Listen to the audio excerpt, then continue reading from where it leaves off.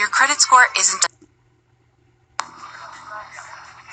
you think the car was empty, or you thought somebody else was in there? I identified the vehicle as being the enemy's, the rival gang's vehicle. But then, if you're shooting into an object, on the other hand, inside that object there are people. I just wanted to know how you make sense of that, in that moment. I identified the vehicle, not so much the people that was inside. Although, yes, I could see that it was people in the inside. And then you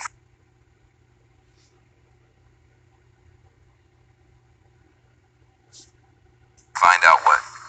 The next day, I found out that Louise Lacey, a childhood friend and classmate of mine, was shot in her face and her neck.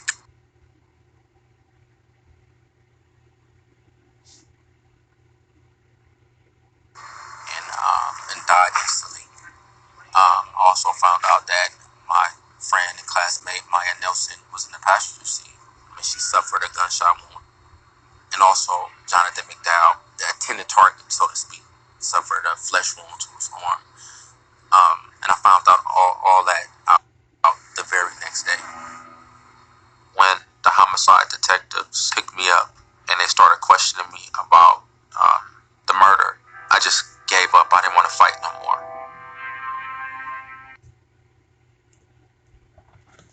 Hey, what's going on, YouTube? So, I wanted to get you guys' take on this very disturbing but rather interesting story out of Northern California that is part of a segment that CNN is doing that's called The Redemption Project with Van Jones.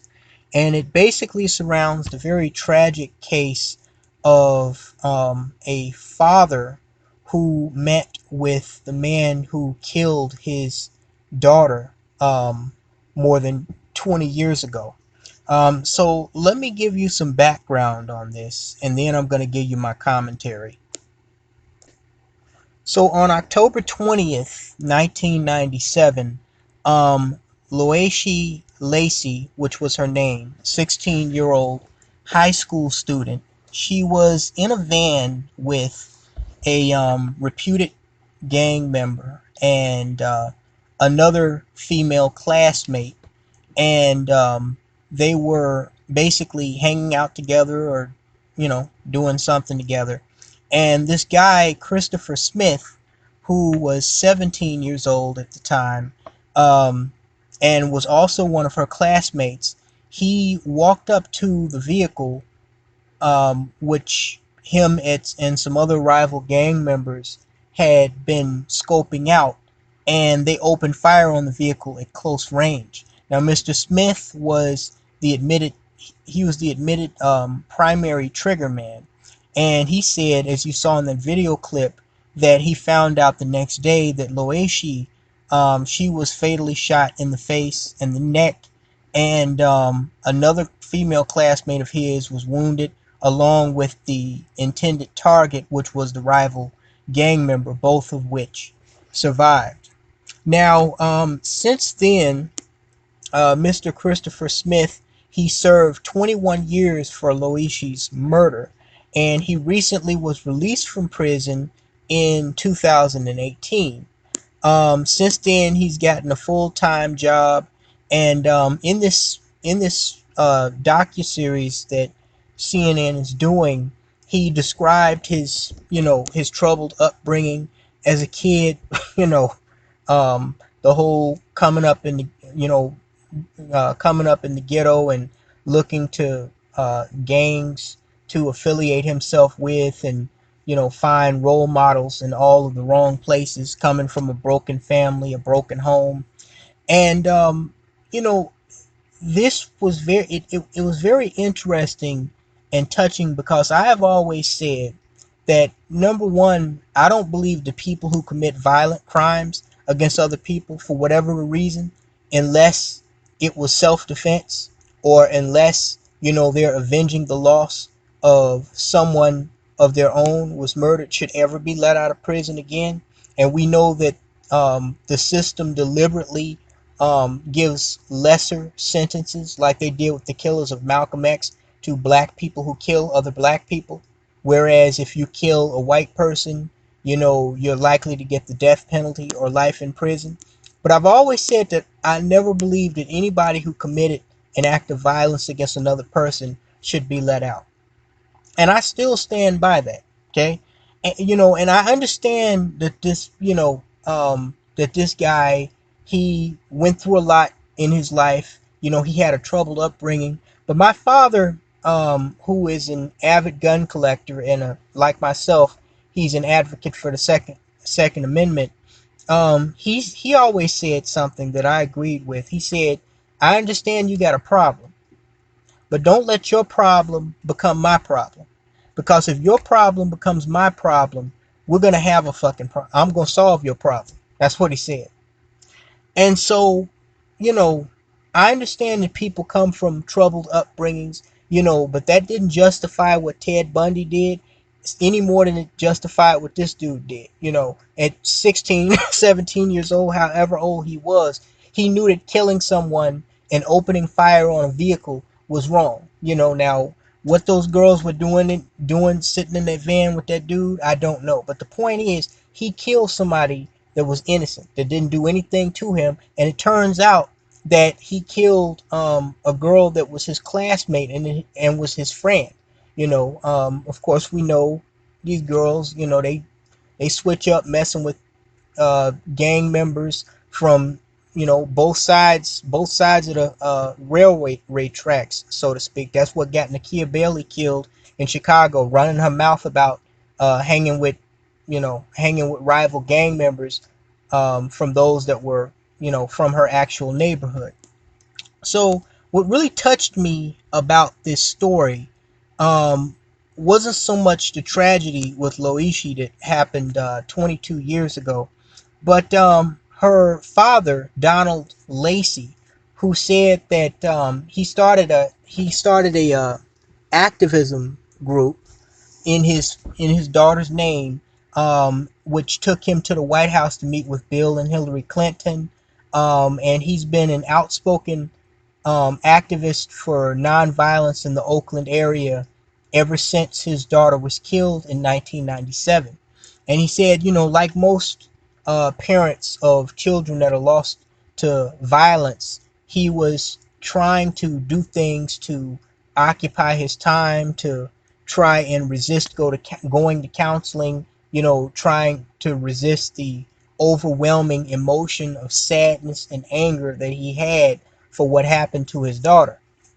And I've never lost anybody close to me except my grandmother, and she was 86 years old when she died of cancer. So I can't imagine what that must feel like, losing a child, that young, and knowing that your child went before you.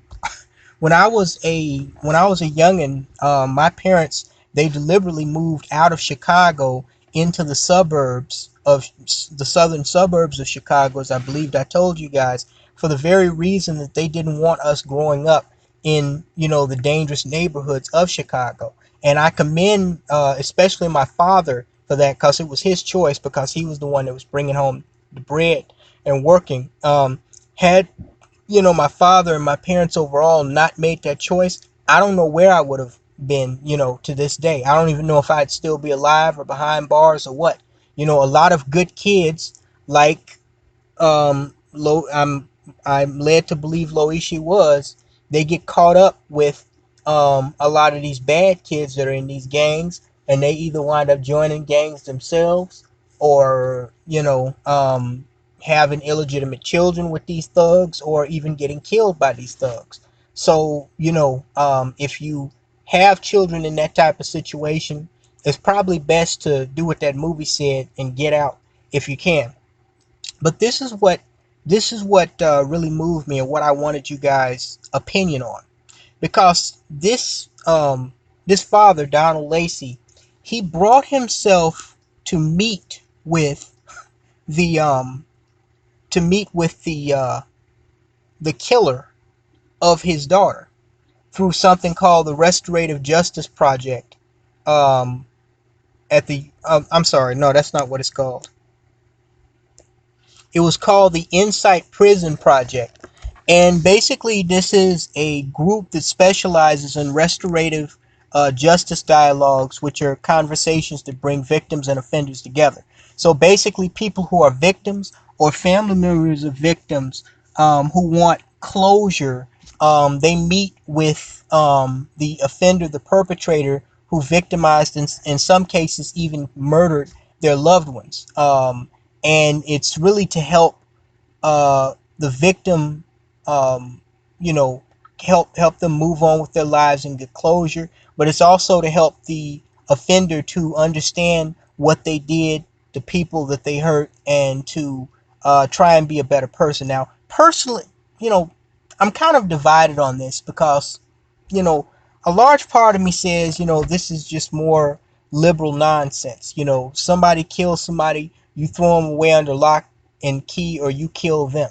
You know, but I understand people make mistakes because I've made mistakes and I've come close to making some very big mistakes. I don't think there's any one of us that have lived on this wretched planet with all these asshole people that have not contemplated at least once in our lifetime killing somebody. I know I have. Man, if thoughts were actual actions, I've probably would have killed close to 500,000 people by now. Okay? But thankfully thoughts are not actions. And I just want to know honestly, you know, what do you guys think about this? Now, let me first, I want to show you this very moving video of when Donald Lacey finally sat down with Christopher Smith, who was the man who murdered his daughter 22 years ago. I got to show you this because honestly, I don't think I could do this. Sit feet away from a person who killed my baby girl and my baby son, and you know, forgive them. I don't care how sincere and you know, honest they were. I don't know if I could do this, but everybody's different. And I say I don't know because, you know, maybe I could do it. You don't know what you can or can't do until it actually happens to you. So let me play this for you guys.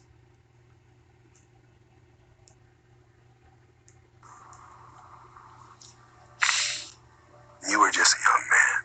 Yes, sir. Real young. Yes, but I never took responsibility for my behavior, my thoughts, my feelings, or anything. I never did. But today, I take full responsibility for my behaviors. That's why I am today. I want to talk to the 7, 8-year-old, 9-year-old, 10-year-old Chris's of the world, so that no matter what's going on in the household, no matter their needs that's not being met, that they'll never lose a moment like I did on that day.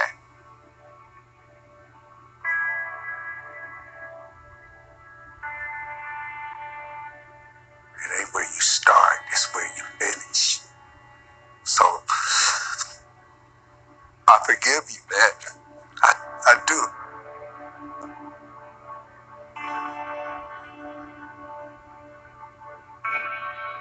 And it's taken me 20 years to come here to look you in your face and say them 3 words. Because I'm not no judge and jury over nobody.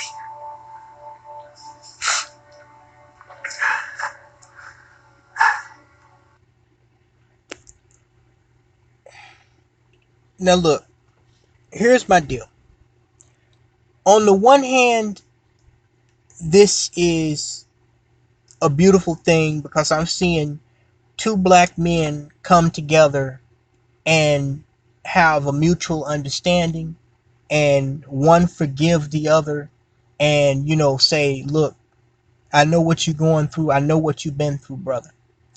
But another part of me is saying that this guy, and I do believe there's some sincerity there, especially when he started crying in that clip. And of course, that's a very short clip of this Redemption Project video series that CNN is doing.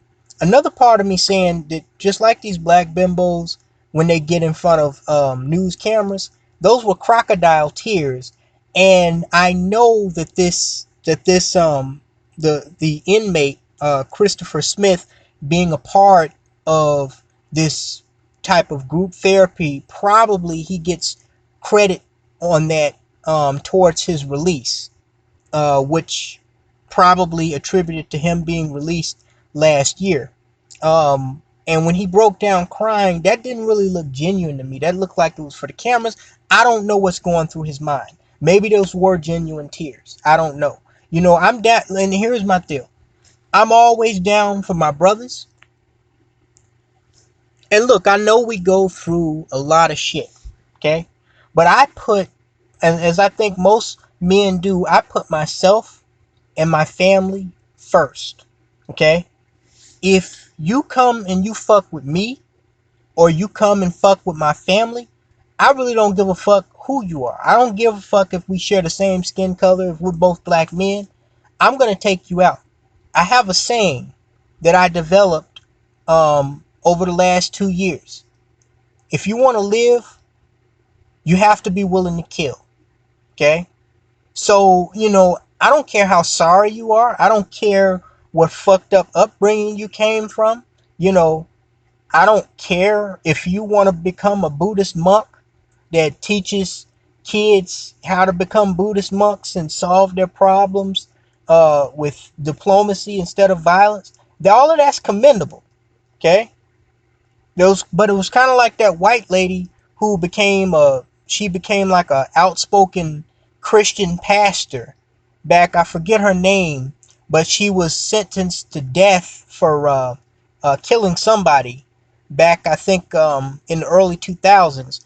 And she inspired so many people that a lot of people, including some celebrities and politicians, they were petitioning to save her life, to have her her death sentence commuted or knocked down to like life in prison. But the state, and I think that was the state of Texas, went ahead and executed her.